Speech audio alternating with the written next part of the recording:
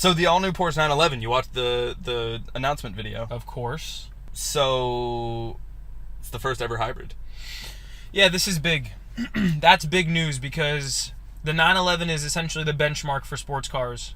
And for them to go hybrid sends a message that, like, this is, like, it's now. The time is now. Yeah. And I've always said, like, hypercar technology obviously always trickles down. And you saw the Porsche 918, like, when that thing came out. Oh, sure. And, you know, it had this hybrid powertrain. You were like, oh, that's sick. It's like, you know, LaFerrari type beats. Like, you saw some of these cars dropping, and then over time you saw it going from, like, hypercar to, like, supercar. You got the 296, is it, GTB Ferraris? I think that's what it's called. Like, you've got a lot of those, like, classic supercars going hybrid. But the Porsche 911 and the Chevy Corvette are, like, entry-level supercars. Yeah. And for them to go hybrid, that lets you know that that really is the future. Yeah.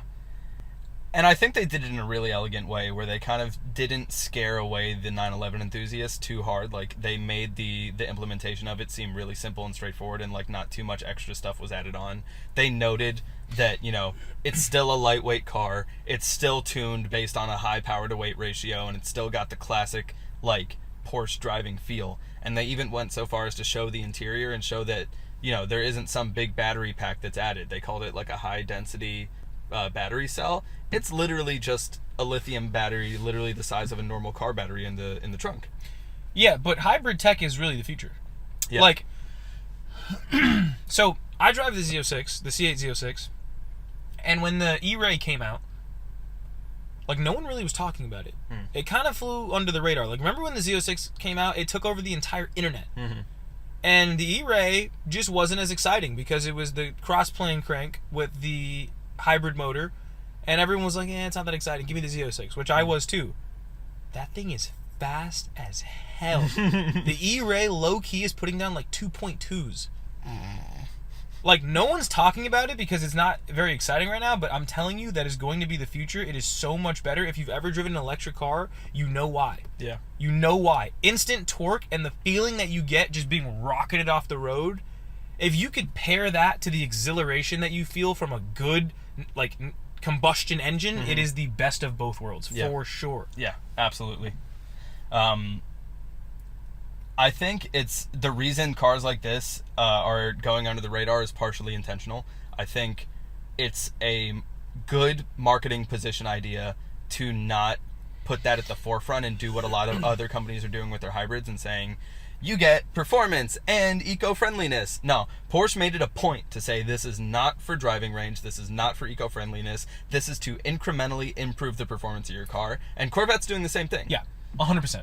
100%. And, like, that's the way to do it. That's, like, a way that I think enthusiasts can get behind. And the ZR1 Corvette is supposed to be the flat plane crank engine that we have in the Z06 with turbos on it. But the Zora is supposed to be that exact... it's supposed to be the flat plane crank turbos and the electric motors from the E-Ray. Yeah.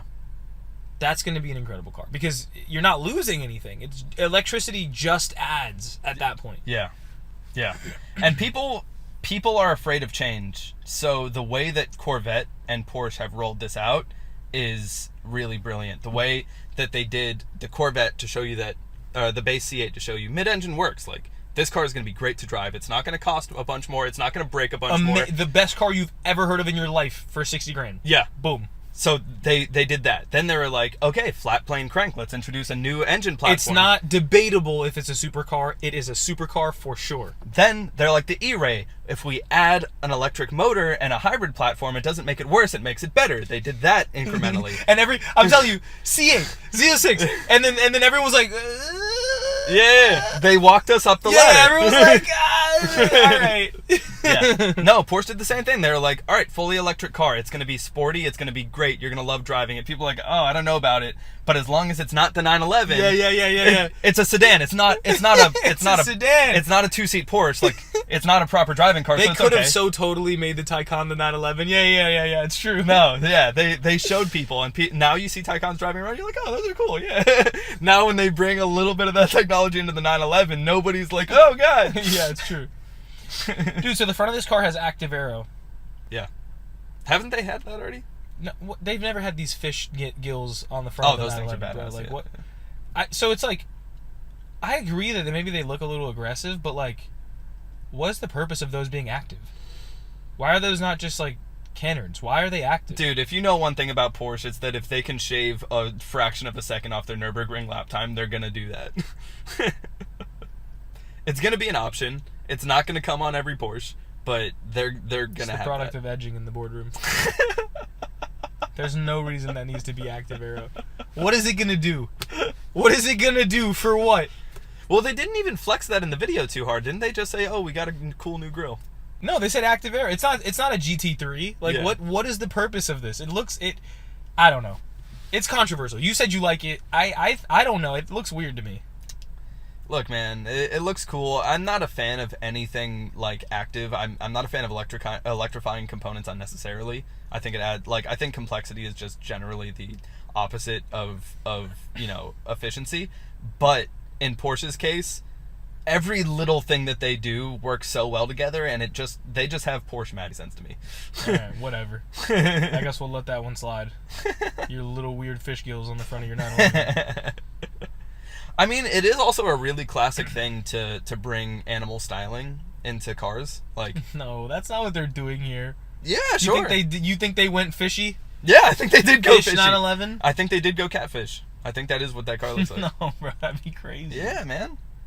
That's a Japanese thing, though, to like make a car look like a fish. The all-new Catfish 911. Honestly, Yeah. because it's hybrid and they're trying to shoehorn that in, Catfish. You get catfish, think you're buying a 911, but you get an electric car. Yeah. You get an EV.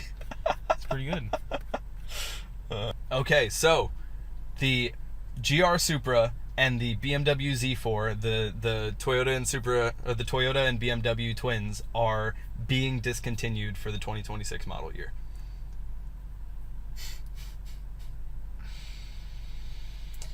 Feels good. It feels good. All right. This one, I'm going to say you were right about it. I'm going to say you were right. It didn't have the longevity. That's all right. Corvette sold twice as many Corvettes. Careful, don't glaze the Corvette. They sold twice as many Corvettes as they did Supras, Zs, GR86s, and MX-5s combined in Q1 Can't of count the 2024. Corvette. It's G-code. No, the Corvette sold like hotcakes. Toyota took that to heart. BMW took that to heart, and they're going back to the drawing board. You see, this is what we needed. I agree. Because now I'm like, okay, they might actually come with the heat. Those Yeah. are two amazing car companies. Don't sleep on them. Like, if we can stop propping up these garbage cars, they're going to give us things that are better. The Supra was not garbage. I still stand by. I don't know about the Z4. It's just a BMW Supra, whatever about this generation of the Z4. It's just another Z4. But the Supra, I think, worked, dude. I think it was a cool car. I think a lot of people love it. I think the performance. I was won't great. disagree with that. I will not disagree with that. It's just that people saying it's the greatest thing of all time is just asinine. Yeah, yeah. And like, it's going away. You know why it's going away? Because it didn't do well. Period. There's no debate about that. If the car was what everyone said it was, people would have bought it, and it would not be going away. No. And they're not doubling down and like, okay, well, you know what? We just need to fix a few things. We just need to put a turbo. Like, no, they're like, we need to go back to the drawing board on this. It's the right move. It's the right move for sure. They're bowing out gracefully. They know they lost. Like, it doesn't feel good. I don't feel like it's necessary to even like gloat over them. It feels like they lost a fair and square game, and they are reacting appropriately. And I'm hype. Yeah. When Toyota's been taking so many gut shots recently that like I'm really hyped for what they do next. Yeah. Cuz I think they're just pissed at this point. Oh yeah. Oh yeah. All right. BMW. Yeah, no, yeah. I'm hyped for what's about to come out of this. Yeah. No, and BMW feels like they've been kind of floundering on releasing their next generation drivetrain tech.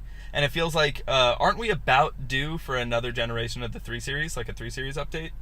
Dude, there's things are like every 3 years, bro. I can't keep up with the freaking 3 Series. I think a full generation 3 Series update should be coming in the next couple years. So, those two things combined, yeah, I think we're going to see something really cool. Maybe not out of Toyota, but we'll definitely start to see them at least announce what the next thing is going to be. I feel bad for the Z4. I feel like he got hoodwinked.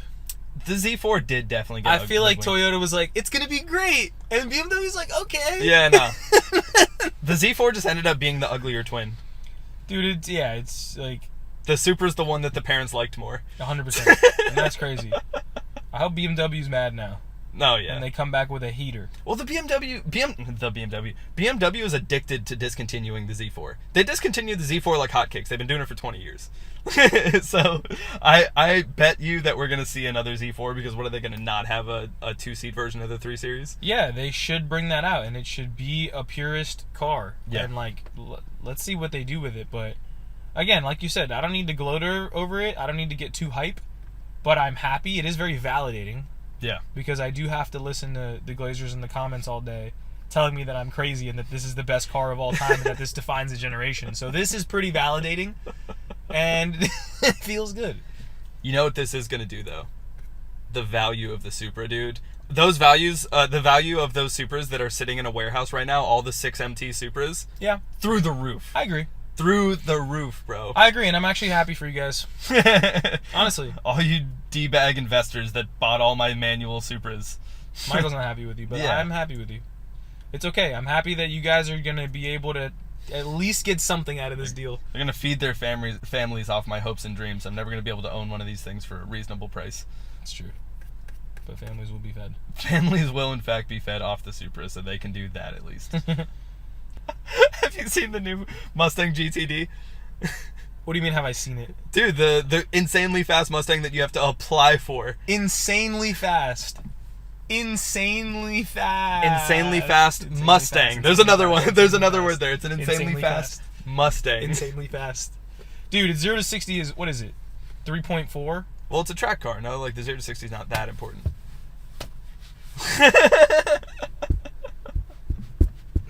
Dude, all right. Let's talk about it. Let's go. Mustang GTD, $325,000. Ridiculous price. $325,000. Yeah. People are hype. Yeah. 7,500 people applied to buy this car. It's insane. And you had to record a video yourself, right? You're like, please. So, Mustang Glazers, please. lock in. Lock in, Mustang Glazers. Here we go. It's a track car. It's not supposed to be that fast. Z06, 2.60 to 60. It's a dedicated track car. It's supposed to be super expensive. Z06, 100 grand MSRP. What else do we got? What else do we got? Let's see. They moved the transmission to the back. It was so hard. They moved the entire engine and transmission to the back in the Z06. It's all in the back. Is that what they did with the GTD? Yeah, they moved the transmission to the back, and they were like, it was a crazy feat of engineering. Okay, sure. Dude, what is the glaze for this car? I'm going to war in the comments. I'm going to war in the comments for the GTD. And you know there's going to be so many people in there, you don't get it. This is the purest form of the Mustang ever. Like, you just... I don't get it. I don't get this car at all. Dude, I don't think people are going to glaze this. I think it's a halo car. They're not going to make a ton of them. They're not going to sell a ton of them because it's a ridiculously expensive Mustang. Like... I actually don't think people are going to be that excited about it. I think it's cool to see cool cars being made, but all the Mustang enthusiasts are going to be like, yeah, like that's out of anybody's price range. Why would you pay that? Yeah, you see, that's sensible. Yeah. But when we put this clip on Instagram, yeah, you're going to see what people say. And I'm going to put the little poppy thingy here on the next video that says like the little comments from everyone glazing the GTD. If I know Mustang drivers, here's what they're going to say. They're going to say, you can buy a base Coyote Mustang for $33,000 and put a stage 11 supercharger on it, and it'll beat the Mustang GTD for $65,000. That's what, if I know anything about Mustang drivers, they're going to tell you how much money it's going to cost to make that much horsepower. Fair enough, dude. Dude, an avid Mustang driver will see that 800 horsepower figure for the GTD and know immediately off the top of their head the exact list of mods and how much it's going to cost to make their Coyote get to that number of horsepower. And honestly, I think that's the right way to do it. Yeah. Straight up. I don't get the hype over this car. I don't understand it. No, 7,500 people applying. Like, dude, I don't see that being anything more than people like legitimately just buying it because they think that the value is going to inflate upon buying it. Fair enough. It might do that, so fair enough. Yeah. But it's cool. Like, Ford got their marketing for the Mustang done for the year just off the release of this thing. That's true. All right, everybody. The Audi R8 is officially dead. KO. You eco boys killed it. Congrats. No, I'm kidding. That's not what happened here. No, that isn't it. It actually just had to go away. No, it lived a long and fruitful life. Yeah. This is like, nobody's sad about this. This is your grandpa died at 104 years old. Yeah. You're like, yeah, like, solid. A good run. No, it was solid. And honestly, Audi's not going to, like, be out of the space. They're going to do something. Yeah. I hope it's not just the e-tron. I hope they actually do something cool. Hybrid? Probably hybrid. Wait a second. They're Lamborghini. Wait a second. You're a Lamborghini, aren't you, Squidward? You know that meme where it's like the math? It's like new Huracan engine, 10K rev limit. Wait a second. Hold your horses. Yeah. No, the R8 is ending amidst the end of the V10, right? So that's yeah. Its identity was paired to that V10. Everybody who's ever loved the R8 Yep. loved that V10 gated manual from 2008. Yep. So that's going away. Audi, the R8's getting discontinued. Sorry, go ahead. They're just gonna make R9. Yeah, I don't know what comes next, but it's gonna be sick. I was gonna say, never forget how we found the R8. We all fell in love with it when we first saw it in Iron Man. Yeah. Yep. Don't forget The Iron Man R8. Iron Man R8, man. You were like, what is that thing? That movie. Let's see. That movie came out in 2008, which unironically was the best-selling year of the Audi R8. They sold 5,000 units in 2008. That makes sense. Dude, Tony Stark was the best marketing for your car ever, and it steadily declined since. Yeah. That's so funny. Yeah. That's Lamborghini owners to Audi owners. Tony Stark built this in a cave with a box of scraps. He built the Audi R8 in a cave. Yeah, that's you paying like $300,000 for a Huracan. No, that's actually the meme for Urus owners, bro.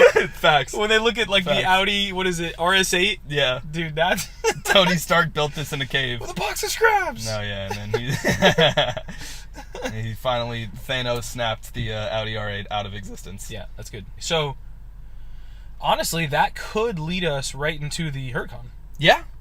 So, the Huracan Replacement, I am hype about this. I love entry-level supercars, bread and butter. I love those things. And we're getting a 10K red line. 10K. Which, like, I know that you hear that and you go like, oh man, that's high. That's really high. Yeah. You're getting Mandela effect here. Look it up. Yeah. What other cars have a 10K red line? It's like extremely rare. 8,200 is like what really high revving engines do. My Z06 is 8,600. 86. And that's like a marvel of engineering. Yeah. Like the 9K red line. No, a 10K is absurd. And that's hilarious that that's what they've been marketing this thing off of. It's not horsepower. It's not 0 to 60. It's nothing special like that. It's literally just red line. Mm-hmm. And this is what I was talking about.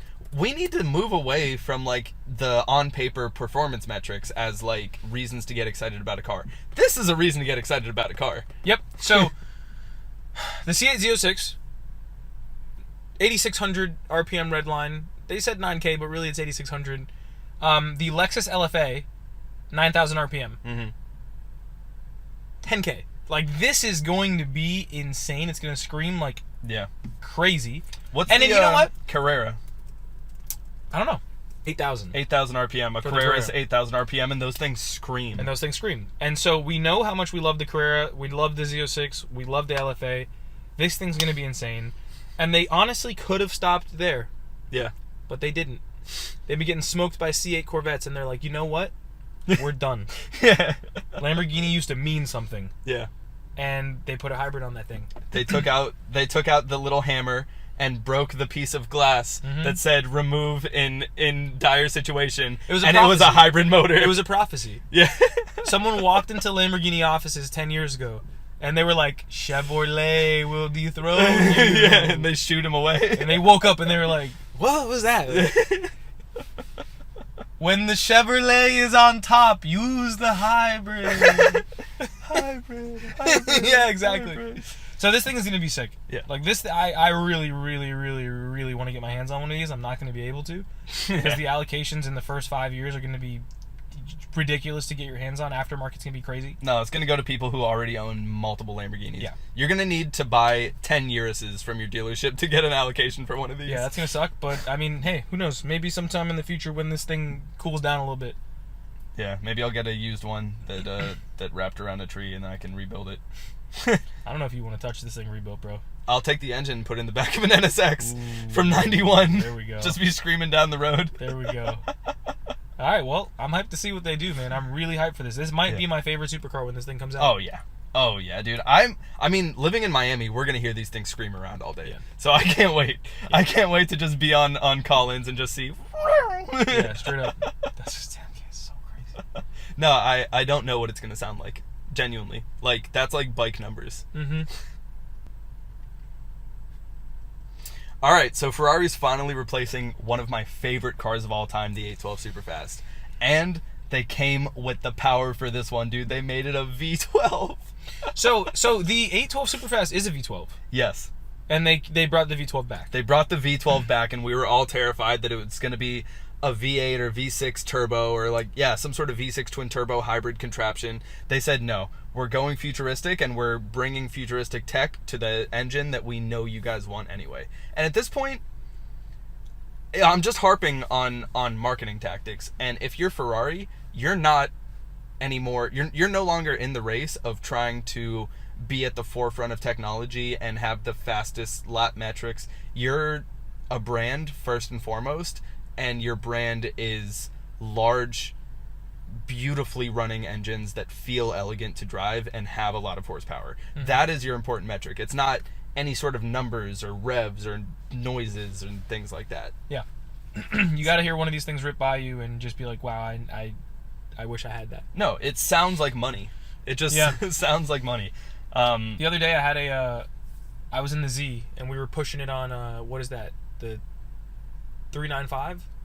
Yeah. Yeah. One of the highways to Miami Beach. And an 812 was just like ripping it with me. And like there was one point where he just like ripped it like right in front of me, and I guess like downshifted right at that moment, and the thing just spit flames out the back. I was like, dude, this car, and the sound that engine makes is just unbelievable. Unbelievable. No, that's what Ferrari's about, dude. It's about presence and impressions. Mm-hmm. And the Superfast did that. But even I can admit, I love that car. I love the shooting brake design. I can admit that it was getting a little bit old. I don't love the new design of the 12 cylindry. I think it might take a little bit of getting used to. They kind of like pulled this like futuristic, like Back to the Future kind of vibe into it, and it has like wheels that kind of like remind me a little bit of a 2017 Honda Civic wheels, where it's like partially different colors. That doesn't seem too Ferrari to me, but I'm hoping maybe those are the concept wheels or something. But yeah, dude, I'm hyped for it. Yeah, same. In dealership news, a Virginia Toyota dealer listed a 2024 Land Cruiser for $107,000. So somebody didn't tell them that Toyota dropped the MSRP of the Land Cruiser for the new generation by half. Because that's a number that you would charge with markup for the old gen Land Cruiser. But the new gen Land Cruiser is literally like 50 MSRP. Yeah, that's crazy. And I mean, dealer markups like have been rampant forever. Obviously, with the Z, I avoided $100,000 over MSRP dealer markup. Yeah.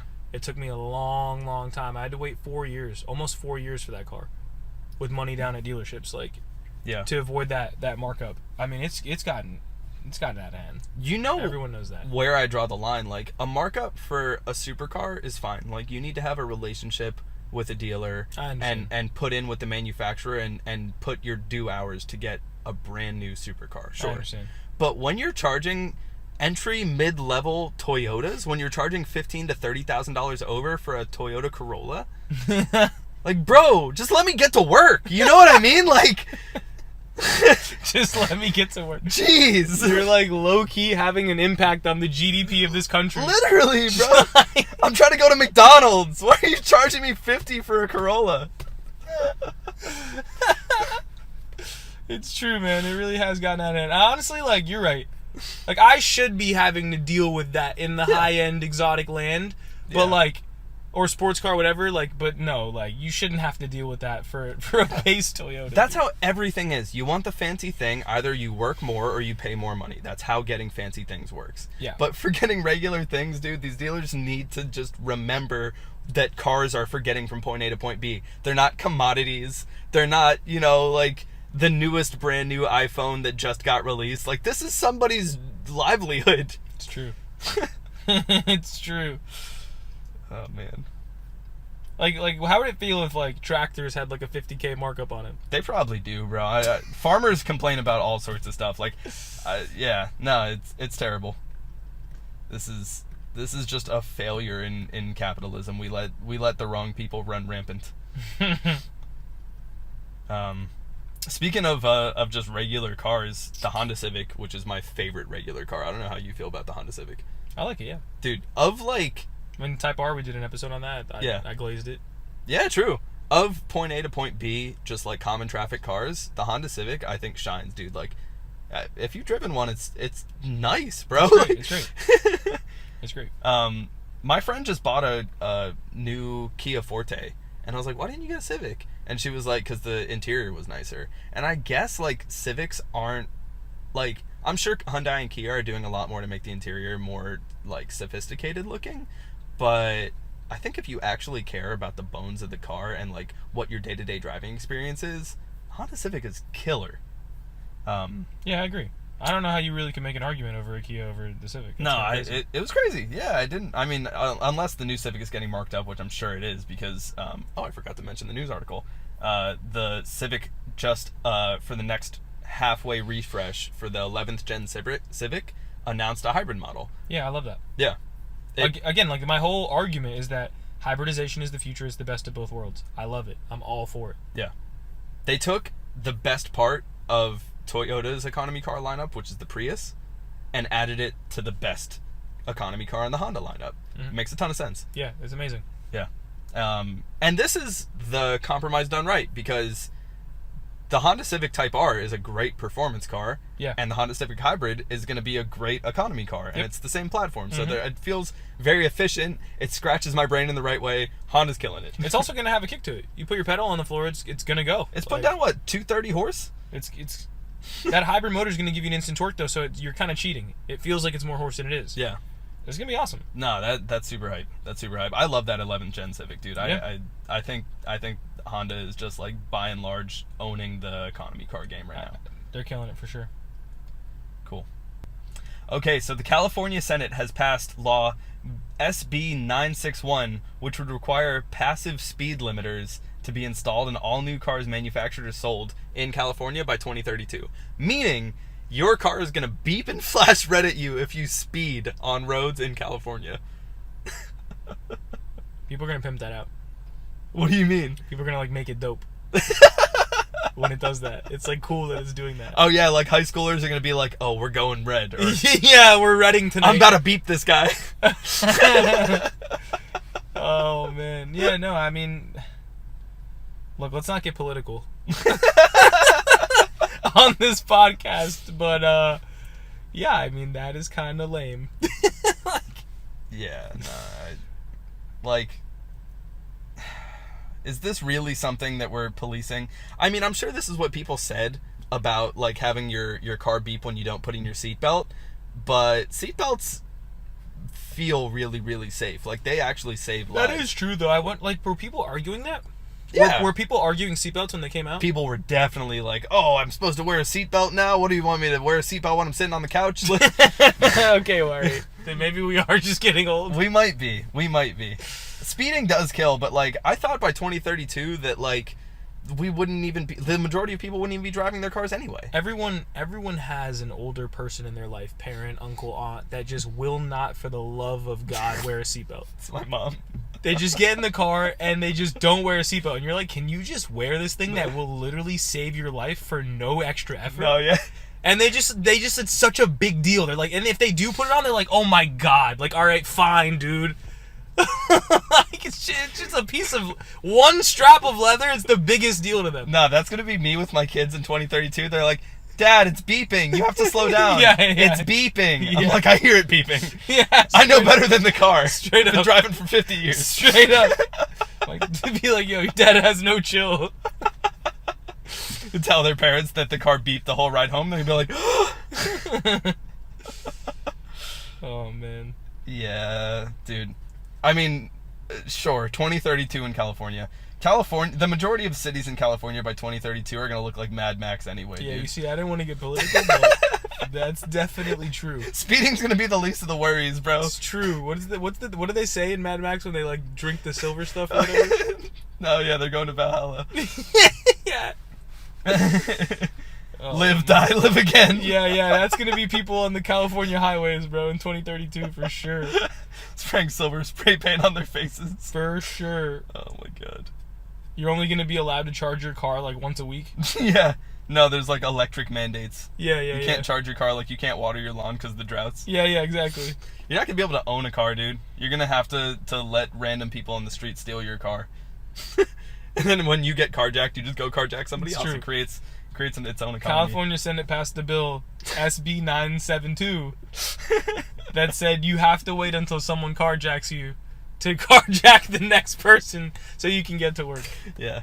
Do you have a carjacking permit? If you have a carjacking permit, you can take my car. Alright, well, I don't even know what happened today. Kind of a runaway train. But honestly, I had a lot of fun. Yeah, hopefully that wraps up into something that resembles a Gear Glazers episode. That counts for something, man. Yeah, with that said, thanks for tuning in, guys. Thanks for watching the Glaze Report. Until next time.